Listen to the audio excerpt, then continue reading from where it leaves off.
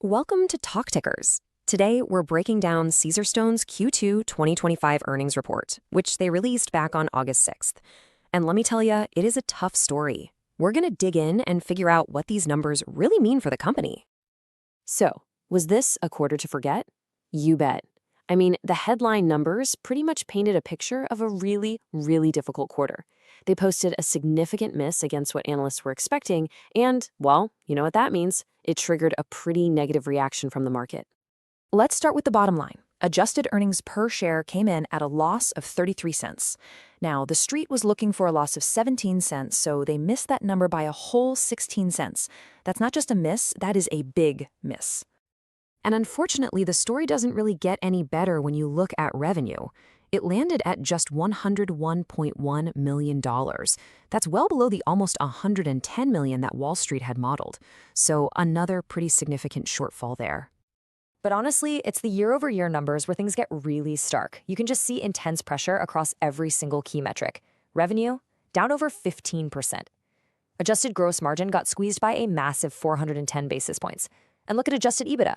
It swung from basically break-even to a $6.4 million loss. It's just a crystal clear picture of operational deleverage. When your sales fall, the hit to your profitability gets magnified.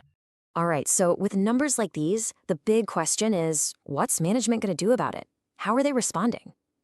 Well, the main story on their earnings call was all about strategic transformation, which really boils down to aggressive cost control to try and get through this soft patch. And the CEO, Yassi Sharan, he set that tone right away. The message was unmistakable. Hey, we can't control the market, but we can control our own house. So the focus is turning inward, squarely on execution, and completely reshaping the company's cost base. And here's their game plan. This isn't some one-and-done cut. No, they are stacking these cost-saving initiatives. They're on track to find $10 million in savings this year, and they've just kicked off another plan for an additional $10 million in annualized savings.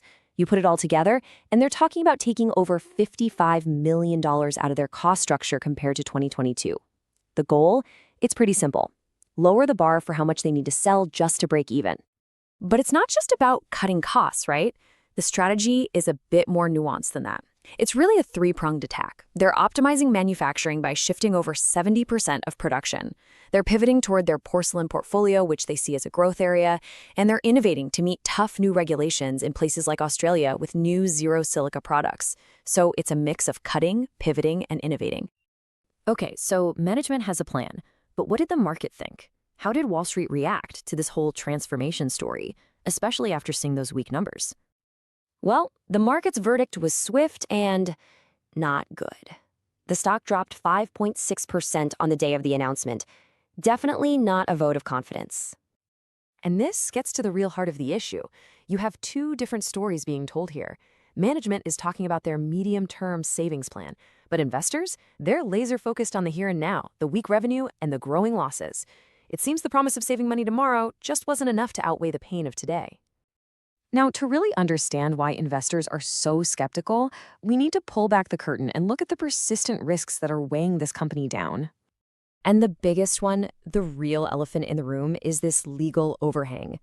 As of the end of the quarter, the company was facing, get this, 423 outstanding silicosis-related legal claims.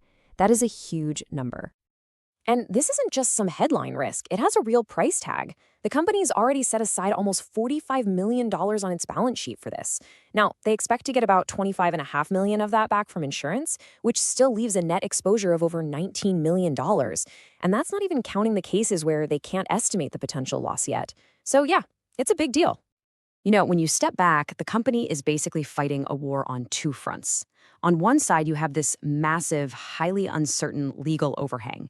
And on the other, you have all the normal operational headwinds, a soft housing market, intense competition, and volatility from currencies and tariffs.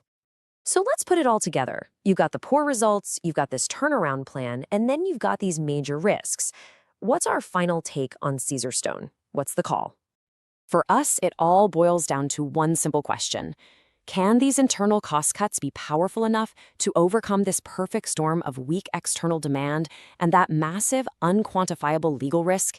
That's the million-dollar question for any investor here. Our view is that the path to recovery looks long and really uncertain, so our rating is underperform. Until there's clear evidence that demand is stabilizing or they get some clarity on all this litigation, we think the stock is going to struggle. At the end of the day, cutting costs buys you time, but it doesn't solve the core problems. So for our trade idea, we're looking at something that can isolate the company's specific problems.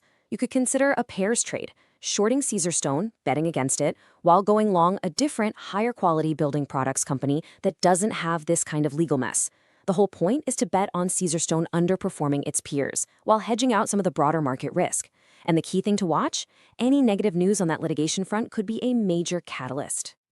This is not financial advice.